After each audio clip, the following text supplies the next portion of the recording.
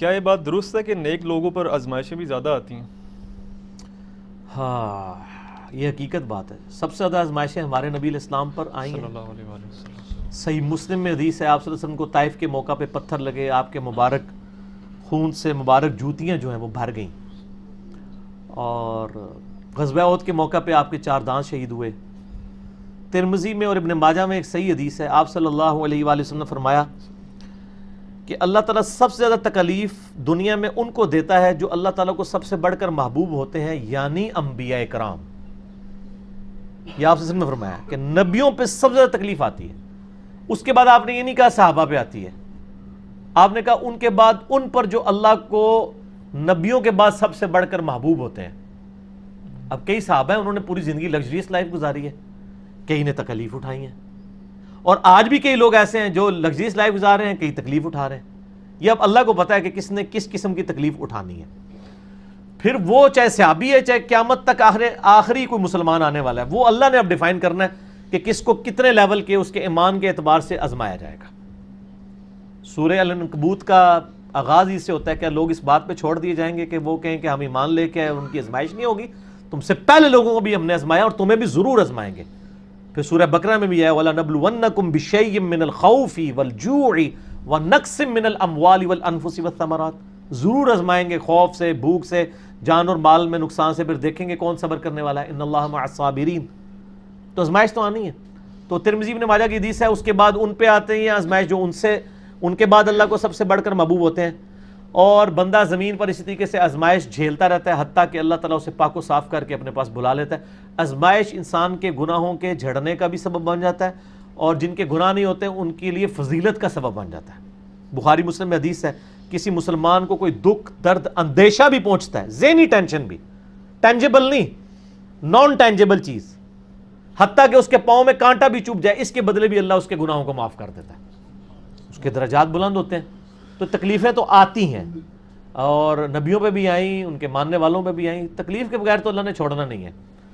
البتہ ہر بندے کا ٹیسٹ ڈیفرنٹ ہے، کسی کو اللہ تعالیٰ بے اولاد رکھ کے آزمائے گا، کسی کی جوان اولاد چھین کے آزمائے گا، کسی کی جوان اولاد کو نافرمان بنا کے آزمائے گا، کسی سے اس کی بینائی لے کے اس کو آزمائے گا، کسی کو کے گردے فیل کر کے اس کو آزما لے گا۔ ہر بندے پہ آزمائش ڈیفرنٹ ہے، اور یہ یاد رکھیں یہ جتنی آزمائشیں ہیں نا، یہ اللہ تعالیٰ نے پہلے لوح محفوظ پہ لکھی ہوئی ہیں۔ قرآن پاک میں ایک آیت ایسی ہے جو اس ٹروتھ کو ریویل کرتی ہے، اس کے بغیر تو آپ کڑ کڑ کے مر جائیں گے کہ میرے پہ یہ تکلیفیں کیوں آئیں۔ جب آپ کو یہ آیت پتہ چلے گی نا، پھر آپ کہیں گے یا اللہ جس حال میں تو رکھے، تو نے آزمانا تو ہے۔ اور یہ جو طارق جمیل صاحب اور یہ باقی جو وائزین کر رہے ہیں نا، جی آپ اللہ کے راستے پہ آ جائیں تو انشاءاللہ تعالیٰ ساری پریشانیاں دور ہو جائیں گی۔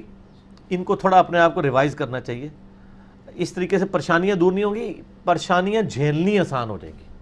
اگر اللہ کے راستے پہ آنے سے پریشانیاں دور نہیں ہوتی تو نبی الاسلام کی دور ہوتی نا۔ بخاری مسلم میں حدیث ہے، وفات تک اما عائشہ کہتی ہیں کہ 3 مہینے ہمارے گھر میں چولہا نہیں جلتا تھا، 2 کالی چیزوں پہ، کھجور اور پانی پہ گزارا ہوتا تھا، اور وہ بھی تھوک کے حساب سے نہیں، 1 کھجور اور پانی کا پیالہ صبح، میٹھا پانی 8-10 کلومیٹر سے بھر کے لانا پڑتا تھا، اور 1 شام کو، یہ ٹوٹل خوراک تھی، ٹھیک ہے۔ اور بعد میں صحابہ کرام کو بھی دیکھ لیں، رومن اور پرشین امپائر بھی فتح ہو گئی ہیں تو انہوں نے اپنی زہد کی زندگی گزاری ہے۔ تو یہ کہانیاں نہ کرایا کریں لوگوں کو، لوگ پھر مایوس ہوتے ہیں، لوگ کہتے ہیں نہیں ہم دین کے راستے پہ آئے ہیں، تکلیفیں اور بڑھ گئی ہیں۔ یہ پھر وہ لوگ اس طرح نہیں ہوتا۔ ہاں اس لیے کہا کہ فی الدنیا حسنہ مانگو اور آخرت میں حسنہ مانگو۔ حسنہ کا کیا مطلب ہے کہ رزق کی فراوانی ہو جائے گی؟ نہیں، جس حال میں آپ خوش ہو جائیں گے، جو صحیح مسلم میں حدیث ہے، ہمیشہ اپنے سے نچلے والے کو دیکھو، یوں تمہیں قناعت نصیب ہوگی، اللہ کی نعمتوں پہ شکر کرو گے۔ دنیا میں کوئی شخص کہہ سکتا ہے کہ میرے سے نیچے تو ہی کوئی نہیں ہے؟ سر ہر مسلمان اربوں لوگوں سے اوپر ہے۔ دنیا میں اس وقت بھی 4 ارب لوگ ہیں جن کے دل میں کلمہ نہیں ہے، تو مسلمان اس سے اوپر تو ہے نا۔ پھر اور نعمتیں گننے شروع کریں۔ سر پی سی ہوٹل کا مالک جو ہے وہ مرچ نہیں کھا سکتا، اور میں چنا چاٹ بھی کھا لیتا ہوں، تو میں اس سے بہتر ہوں۔ ایک فیکٹر میں نے کنسیڈر کیا ہے نا۔ اس کے بعد دولت ہے تو کیا کرے گا؟ ڈالر کھائے گا۔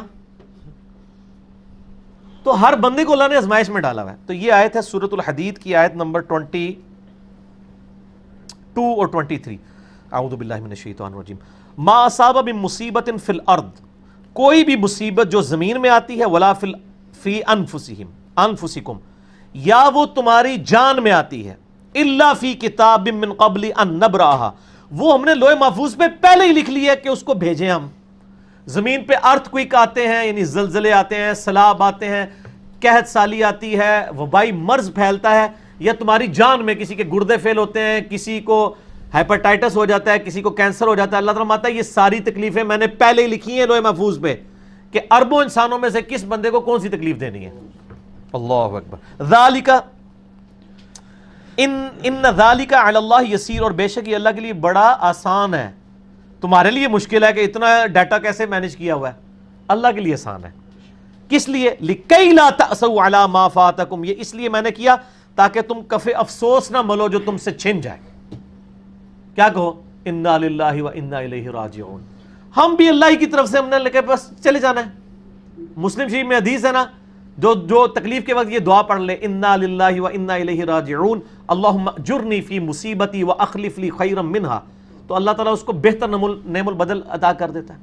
میرا یوٹیوب پہ ایک کلپ ہے، غم کی خبر کو خوشی میں بدلنے کی دعا، اس میں نے ڈیٹیل سے اس کے اوپر بات کی، آج میں ڈیٹیل میں نہیں جاؤں گا۔ اللہ تعالیٰ ماتا یہ میں نے اس لیے لوح محفوظ پہ والا لکھا ہے تاکہ تمہیں افسوس نہ ہو جو تم سے جاتا رہا، ولا تفرحوا بما آتاکم، اور تم شیخی نہ بگاڑو اس پہ جو تمہیں مل جائے۔ واللہ لا يحب كل مختال فخور، اللہ تعالیٰ ہر شیخی خورا جو ہے، شیخی بگاڑنے والا، اللہ تعالیٰ اس کو پسند نہیں کرتا۔ تو اسلام تو کہتا ہے جی خوشی ہے تب گاڈ اورینٹڈ ہو، غم ہے تب گاڈ اورینٹڈ ہو۔ ٹھیک ہو گیا؟